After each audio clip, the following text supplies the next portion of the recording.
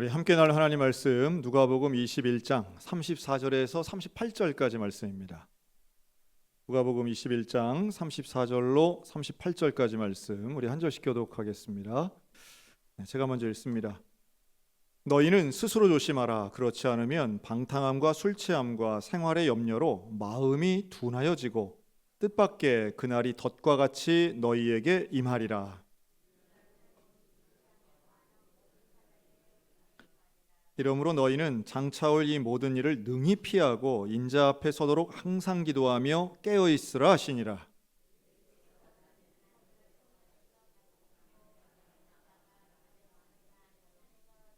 다 함께 읽습니다. 모든 백성이 그 말씀을 들으려고 이른 아침에 성전에 나아가더라. 아멘. 오늘 우리 누가복음 21장의 제목을 이렇게 정했어요. 마음이 둔해지면 덫에 걸린다. 마음이 둔해지면 덫에 걸린다.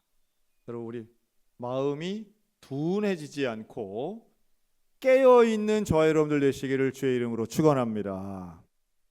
감은 오시죠? 마음이 둔해진다라고 하는 게 어떤 건지 우리 느낌은 있어요. 설명을 똑부러지게 못한다 할지라도. 그러니까 우리의 마음이 이게 다른 데가 있는 거죠. 신경이 다른 데 쓰여서 정말로 중요한 걸 놓치고 우리가 그냥 중요한 건 다 지나쳐버리고 엉뚱한 거 가지고 붙잡고 있을 때 그걸 이제 우리가 마음이 둔한 상태 이렇게 볼 수 있어요. 지금 예수님이 누가복음 21장에는 사실은 여러 가지 비유를 들고 또 말씀도 하시면서 마지막 때 심판의 때 예수님 다시 오시는 그날에 대해서 계속 반복적으로 말씀하세요. 바로 앞에 있는 이제 무화과 나무 비유가 대표적인데요. 무화과가 싹이 나고 그러면 열매질 때가 오는 것을 우리가 안다. 그런 것처럼 이 땅이 마지막에 세상의 종말과 예수님의 재림의 때를 너희들이 깨어서 반드시 기다려야 돼. 그날은 어떻게 오느냐 하면 35절 온 지구상에 거하는 모든 사람에게 임하는 이 날. 그러니까 노아의 홍수 이후에 온 지구에 살고 있는 모든 사람에게 동시에 임할 바로 그날. 여러분, 예수님이 이 땅에 다시 오시는 재림은 분명히 있는 줄로 믿습니다. 그러니까 그건 뭐랑 같은 거냐 하면 내가 죽는다는 사실과 똑같아요. 내가 죽는다는 사실은 반드시 오겠죠. 그런데 언제 와요? 몰라요. 내가 언제 죽을지 모르잖아요. 근데 예수님이 다시 오시는 거 그만큼 명확해요. 다만 언제 오시는지를 모르는 것뿐이죠. 그래서 우리는 깨어 있어야 되는 거죠. 자, 죽음에 대해서는 받아들일 준비를 해야 되는 것이고 예수님이 오시는 것에 대해서는 기다릴 준비를 해야 돼요. 깨어 있어야 되는 거죠. 그런데 깨어 있지 못하게 만드는 게 마음이 둔해지는 것인데 이 마음 둔해지는 것을 세 단어로 표현합니다. 방탕함, 술 취함, 염려. 이 세 가지로 지금 요약해서 말씀하세요. 방탕과 술 취함은 사실 한 카테고리를 이렇게 묶을 수 있겠죠. 이 방탕이라고 하는 것, 그것은 내가 하고 싶은 대로 하는 겁니다. 내가 하고 싶은 대로, 육체가 하고 싶은 대로 하게 되면 내 본능에 의해서 본능적으로 하고 싶은 거 가다 보면 결국은 죄와 중독에 빠질 가능성이 너무너무 높죠. 최근에 한 목사님하고 이렇게 만났는데요. 이 목사님이 도박 중독을 반대하는 성직자들의 모임 대표시더라고요. 무슨 모임이 너무 그럴듯해가지고 그래요? 근데 이분이 어디 계시냐면 정선에 계세요. 정선. 정확하잖아요. 정선에 계시는 목사님이 도박 중독을 반대한다. 너무 합당하잖아요. 그래서 제가 물어봤어요. 그 모임에 있는 성직자가 몇 분이세요? 그랬더니 2분이시더라고요. 이 목사님하고 그 동네 성당의 신부님 이렇게 2분이 이제 모임이신 거예요. 그래도 종교 대통합 이루셨네. 그래도 신부님하고 목사님이 대동단결 이 도박 중독을 앞장서셨네. 근데 좀 방법이 어떻게 하셨어요? 도박 중독 거기 주로 이제 강원랜드를 이제 대상으로 한 거죠. 강원랜드가 그래서 거기 모시는 수많은 분들 제가 한 4년 전에 한번 강원랜드에 관해서 소상하게 제가 말씀드린 적이 있습니다. 강원랜드는 입장료가 있다. 강원랜드는 문 닫는 시간이 있다. 강원랜드에 들어가는 사람은 남녀노소 똑같다. 뭐 이 말씀 한번 드린 적이 있어요. 야, 대단하죠. 그런데 제가 오늘 처음 알았는데 이 정선에 사시는 분들은요, 거기 입장하는 게 제한된답니다. 주민들은 한 달에 한 번밖에 못 들어간대요. 그래서 제가 그럼 서울 사람은요? 서울 사람은 매일 갈 수 있답니다. 그게 그래서 그거는 불공정한 건가 아니면 그래도 정선 분들을 도와드리는 건가 좀 헷갈리긴 하더라고. 예. 좀 헷갈리긴 한데 어쨌든 워낙 그 지역에 계신 분들을 좀 보호하려는 취지는 거기 있는 것 같아요.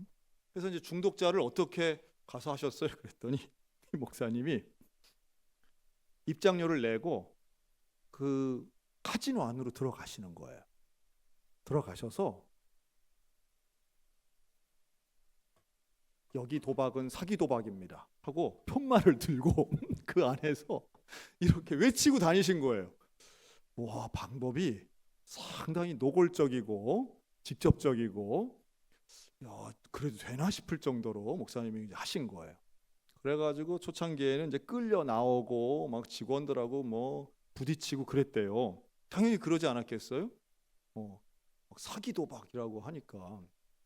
그래서 끌려 나오고 막 폭행도 당하고 했다는 거예요. 처음에는 때리면 맞고 왼뺨도 돌려대고 뭐 이랬는데 하다가 누가 가르쳐줘가지고 경찰에 신고했대요. 자기 폭행당했다고.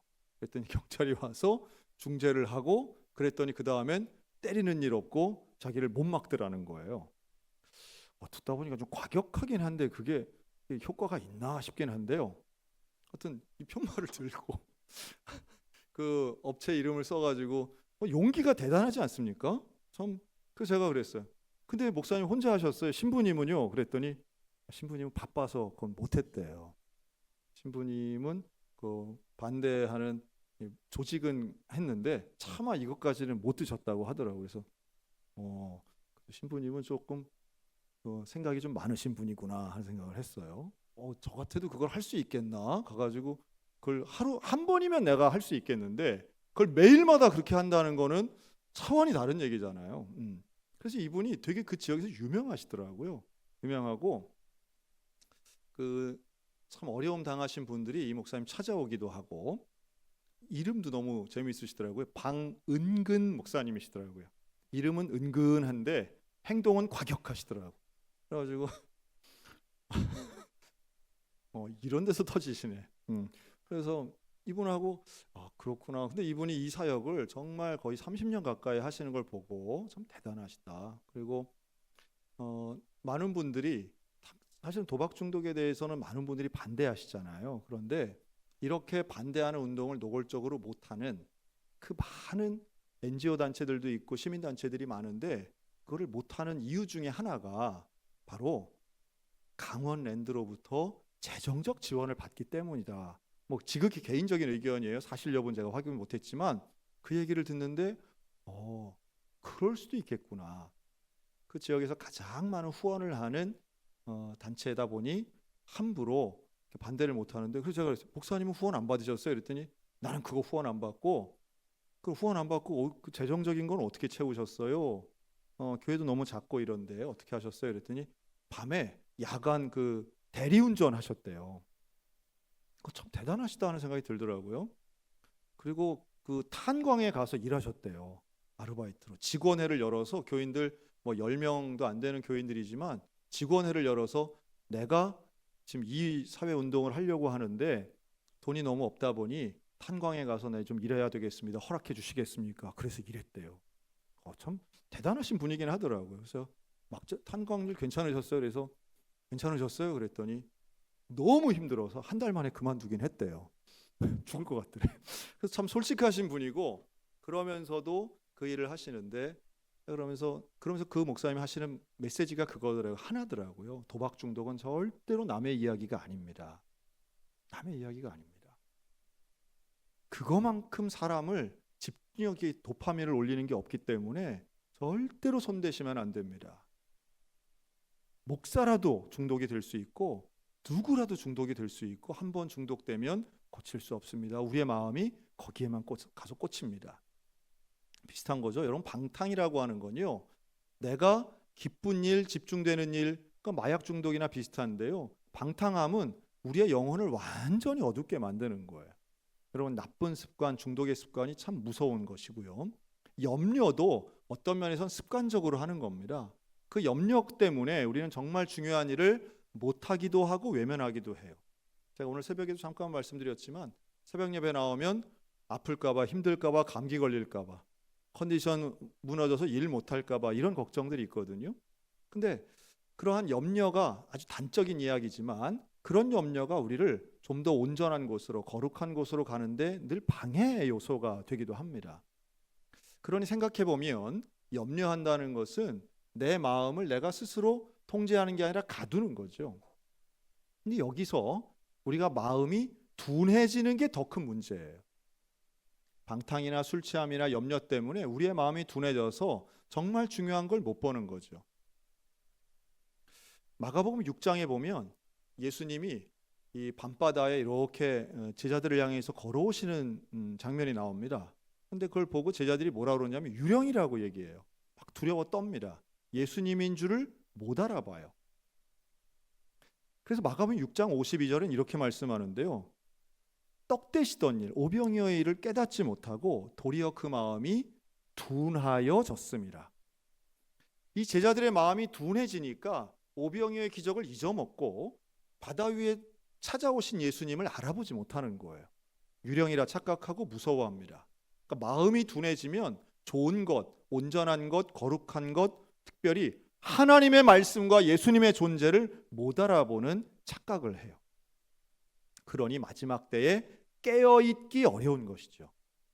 오늘 저 여러분들에게 이러한 방탕함이나 술 취함, 생활의 염려가 사라지고 온전히 깨어있어서 하나님의 말씀이 온전히 들리는 은혜가 있기를 주의 이름으로 축원합니다. 그날에 덫같이 임하는 것은 다름이 아니라 예수님 다시 오시는 그날이죠. 온 지구 위에 동시에 임하는 예수님의 재림의 때가 반드시 올 텐데 마음이 둔해지면 바로 그때를 준비하지 못한다는 거예요. 여러분, 재림이 빨리 왔으면 좋을까요? 예수님 빨리 오시길 원하십니까?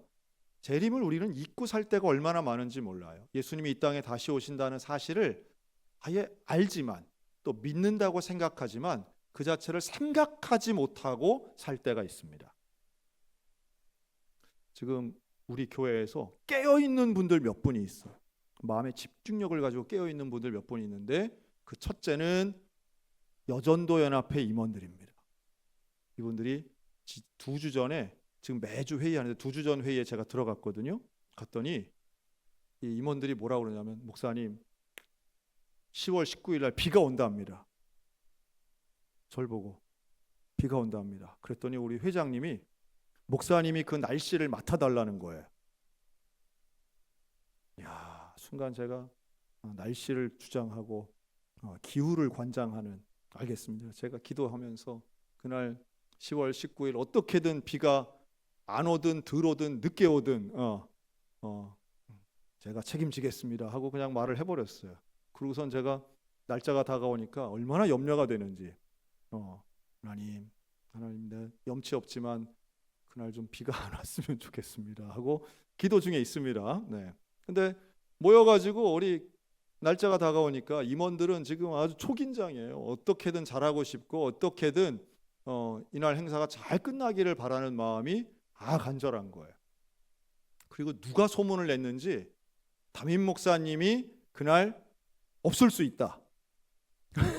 그날 우리 플리마켓이 아니라 저 대전에서 하는 e스포츠 결승전 가신다는 소문이 막 돌아가지고 우리 임원들이 겁이 나가지고 차마 물어보지 못하고 저한테 이제 돌아 연락이 왔더라고요. 목사님 19일 날 계시나요? 당연히 있죠. 제가 있죠. 제가 어디 갑니까? 그랬더니 모두 안심하여 다시 한번 날씨에 대해 이제 저에게 부탁을 하셨어요. 또 두 번째 깨어 있는 사람들이 있는데 바로 e스포츠 대회 결승전에 나가는 선수들입니다.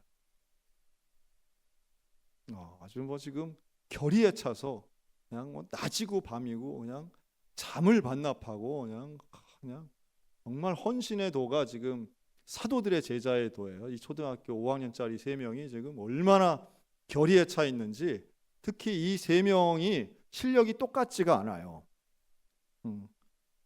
33이 아니고 한 명이 지금 탁월한 애가 있어요. 그 얘가 책임감이 얼마나 지금 막중한지, 내가 이걸 해내야 된다는 지금 생애 최고의 책임감을 가지고 10월 19일에 집중하고 있어요. 얘들이 열심을 내면 낼수록 부모님들이 더 걱정을 하고 있어요. 그런데 이 현상이 지금 전국적이에요. 전국의 12개 교회에 똑같이 지금 일어나가지고, 근데 얘들이 한 번도 만난 적이 없기 때문에 이 상대방이 얼만큼 센지를 모르잖아요. 담임 목사님들이 지금 서로 전력을 알아보려고 전화하고 있어요. 근데 전화는 하는데 중요한 건 목사님들이 게임을 몰라요. 게임을 몰라. 그래서 뭘 물어봐야 되는지도 모르고 뭘 어떻게 하는지도 모르는데, 어쨌든 그러니까 기껏해야 걔들이 키가 얼마나 크냐 이런 거 물어보고 끊어요. 키가 뭘 상관이 있어요, 지금 손가락에. 근데 그만큼 깨어 있죠. 집중하고 그날을 향해서 생각하죠. 근데 아마도 또 어떤 분들은 무관심하게 또 지나가실 거예요. 그렇죠? 여러분, 이런 마음을 가지고 지금 10월 19일에 집중하는 사람들이 있는데, 우리가 그 깨어있는 마음으로 예수님의 재림을 생각한다면, 우리의 마음이 둔한 마음이 아니라 깨어있는 마음으로 항상 준비하고 깨어있다면, 분명히 예수님의 재림을 기다리는 사람들의 삶의 태도는 다를 거예요. 그게 왜 깨어있어야 되느냐 하면, 언제 오실지는 모르지만 깨어있는 사람의 마음은, 그리고 삶은 바로 오늘에 집중되어 있기 때문입니다. 오늘 하루를 거룩하게 살아가는 거예요. 방탕함, 술 취함에 마음을 빼앗기지 않아요. 내 삶의 시간을 거기에 내놓지 않아요. 염려하는 일에 하루를 낭비하지 않아요. 오히려 예수님이 정말로 기뻐하실 일들에 집중하는 것이죠.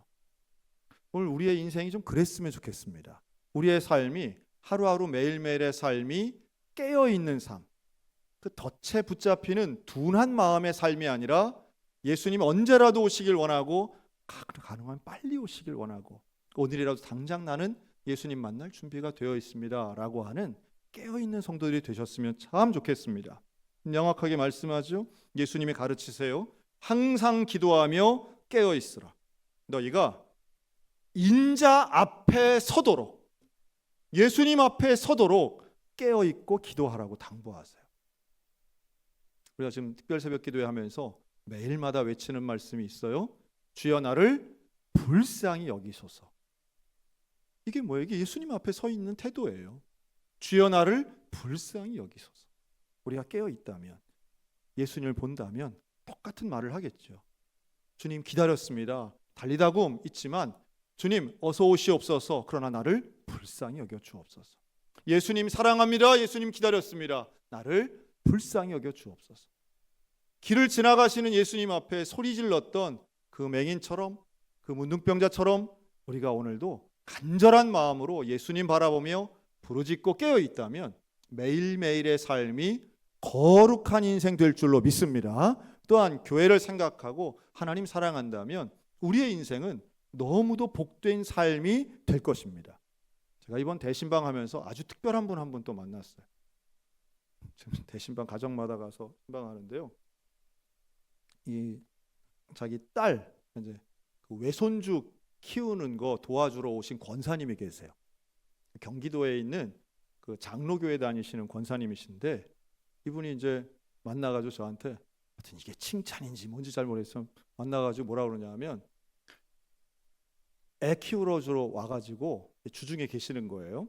그런데 주일날 우리 소양교회를 나오셨대.